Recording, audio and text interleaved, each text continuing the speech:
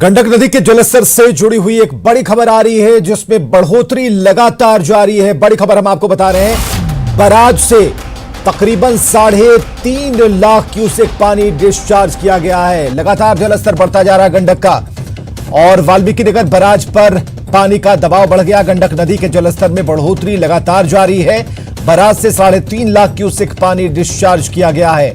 इसके अलावा जो खबर है उसके मुताबिक वाल्मीकि नगर बराज पर पानी का दबाव बढ़ गया। नेपाल में बारिश के बाद उफान पर है गंडक नदी, और निचले जो इलाके हैं वहां तेजी से पानी भर रहा है। जल संसाधन विभाग की टीम अलर्ट पर है।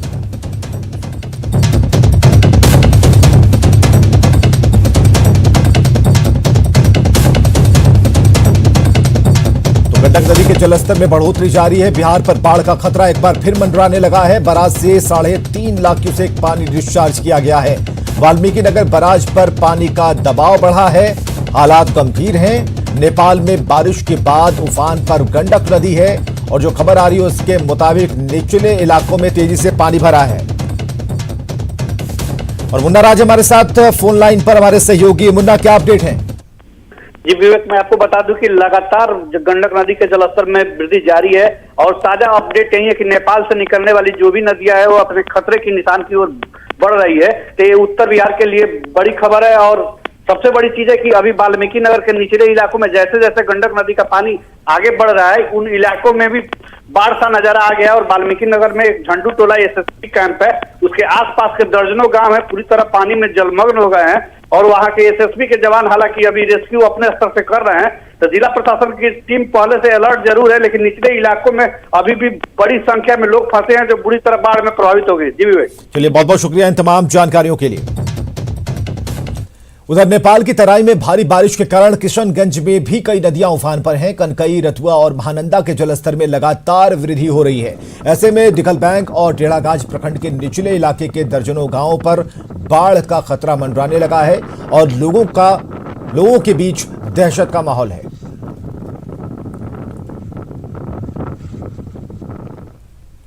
इधर अररिया के सिकटी में एक बार फिर नूना नदी का कहर जारी है। लगातार हो रही बारिश से नदी उफान पर है। बाढ़ का पानी परड़िया, दहगामा, कचना, कठवा गांव में भर गया है। ग्रामीणों के कई झोपड़ियां पानी में बह गई हैं, और इलाके के लोग अब ऊंची जगहों की तरफ रुख कर रहे हैं। ग्रामीणों की माने तो अब तक इस इलाके में प्रशासन की तरफ से राहत कार्य शुरू नहीं किया गया। और छपरा में बारिश से जिंदगी बेहाल है। शहर के कई इलाकों में बाढ़ का पानी भर गया है। सरकारी कार्यालय और अस्पताल में पानी भरा हुआ है। जल जमाव के कारण लोगों को सड़क पर चलना काफी मुश्किल हो रहा है। यह पहली बार नहीं, हर बार हल्की बारिश में छपरा में यही हाल रहा है, और इस हालात के लिए लोग नगर निगम को जिम्मेदार मानते हैं।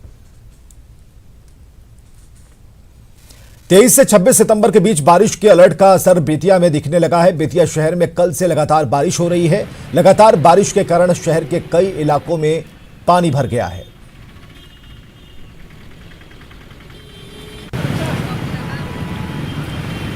तो बेतिया से खबर, जहां कई इलाकों में भरा है पानी, लोगों की मुसीबतें बढ़ गई हैं। आप देख सकते हैं कि किस तरीके से लोग अपने रोजमर्रा की जरूरतों की खरीदारी के लिए या फिर अपने काम के लिए इसी तालाब से होकर गुजरते हैं। ये तालाब बल्कि नहीं, बल्कि सड़क पर जमा हुआ पानी है, जिसमें कार भी चल रही है, मोटरसाइकिल भी, और साइकिल वाले भी। और चलिए, राजनीतिक गलियारे की टोह लेते हैं। महागठबंधन से बाहर निकलने की कोशिशों में जुटे हैं आरएलएसपी के राष्ट्रीय अध्यक्ष उपेंद्र कुशवाहा। एक बार फिर उन्हें झटका लगा है। पार्टी के विधि प्रकोष्ठ के अध्यक्ष मनोज कुमार सिंह समेत कई नेताओं ने आज पार्टी की प्राथमिक सदस्यता से इस्तीफा दिया है।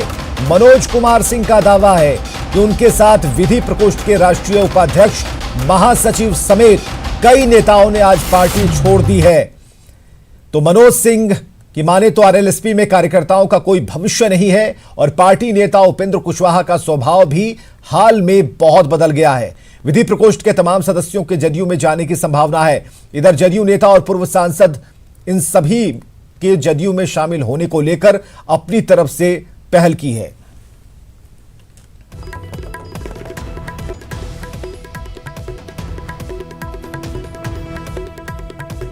रालोसपा एक तरफ जहां महागठबंधन के रवैये से नाराज दिख रहा है, वहीं दूसरी तरफ उपेंद्र कुशवाहा का कुनबा भी बिखरता जा रहा है।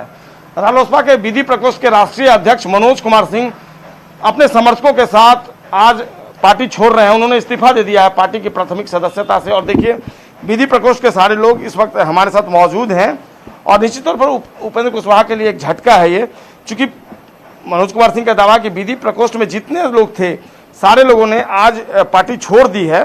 लेकिन सवाल ये है कि पार्टी छोड़ने की वजह क्या है। चुनाव के पहले मनोज कुमार सिंह के साथ उनके साथियों ने पार्टी को छोड़ा है। मनोज जी, चुनाव के पहले आपने उपेंद्र जी का साथ छोड़ दिया, ठीक पहले?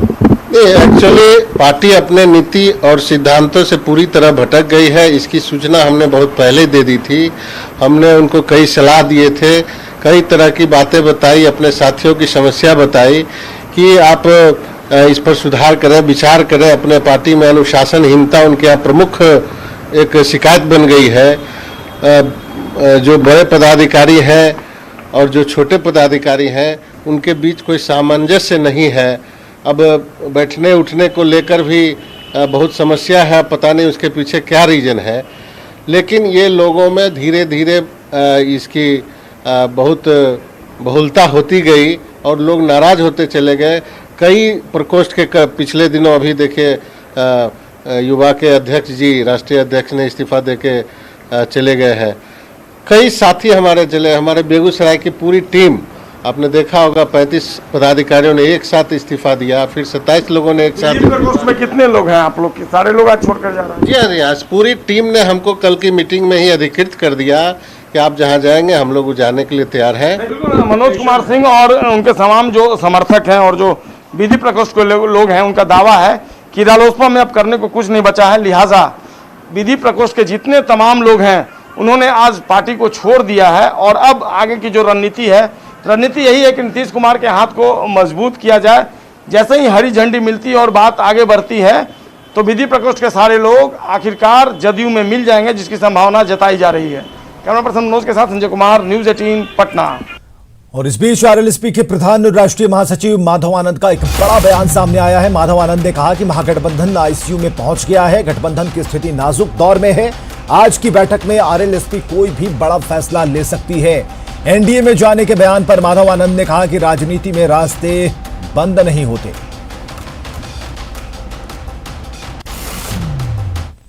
और महागठबंधन से कुशवाहा की नाराजगी पर बीजेपी ने तंज कसा है। में रहने वाले लोग अंतोगत्वा बिछड़ जाएंगे, बिखर जाएंगे, तार तार हो जाएंगे। और जहाँ तक हमारे पास आने, एनडीए के पास आने की बात है, तो सब तय तो नेतृत्व करेगी, उस पर मैं कोई टिप्पणी नहीं कर सकता। जेडीयू ने साफ किया है कि कुशवाहा को फैसला लेना है कि उन्हें कहां रहना है। साथ ही जेडीयू ने तेजस्वी यादव पर अहंकारी होने का आरोप लगाया। स्वाभिमानी होता है वो राष्ट्रीय जनता दल के साथ नहीं रह सकता है। तेजस्वी यादव जी अहंकारी हो गए हैं। इनको तो पिताजी लालू यादव जिसे के विरासत से इनको राजनीति में आए हैं। तो इनको तो न कार्यकर्ताओं का दर्द है, न जो लॉयलाइज है उसका दर्द है। ये समझ रहे हम अकेले चुनाव को जीत कर बैतरनी पार कर जाएंगे। तो यहाँ तो सम्मान मिलता नहीं। जीतन राम मांझी भी अलग हो गए, अब उपेंद्र कुशवाहा जी जा रहे हैं। अब देखिए और कौन कौन अलग होते हैं, आने वाला समय बताएगा। आरजेडी ने दावा किया है कि महागठबंधन एक है, उपेंद्र कुशवाहा कहीं नहीं जा रहे। गठबंधन पूरी तरह से इंटैक्ट है, कोई कहीं नहीं जा रहा है। हमारे विरोधियों की घबराहट और छटपटाहट इसलिए है कि एनडीए में आग लगी हुई है। महागठबंधन का तो दायरा बढ़ता जा रहा है। समाजवादी पार्टी ने अपना समर्थन दिया तेजस्वी यादव जी को मुख्यमंत्री बनाने के लिए। सभी वामपंथी पार्टियां महागठबंधन में आ रही हैं। तो महागठबंधन में तो जनता का सैलाब जुड़ रहा है। एलजेपी से जुड़ी अगली खबर यह है कि एलजेपी 143 सीटों पर चुनाव लड़ने की तैयारी कर रही है। चिराग पासवान सीतामढ़ी या फिर जमुई के किसी विधानसभा क्षेत्र से चुनाव लड़ सकते हैं। सूत्र बताते हैं कि एनडीए से समझौता नहीं होने की सूरत में चिराग मां सीता की जन्मस्थली सीतामढ़ी से चुनाव लड़ सकते हैं।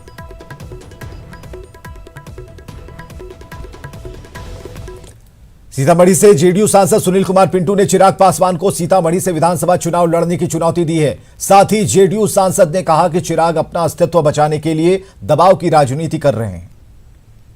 सभी जो जीत कर आए हैं वो माननीय नरेंद्र मोदी जी और माननीय मुख्यमंत्री जी के चेहरे पर बिहार से 39 के 39 हम लोग जीत कर आए हुए हैं।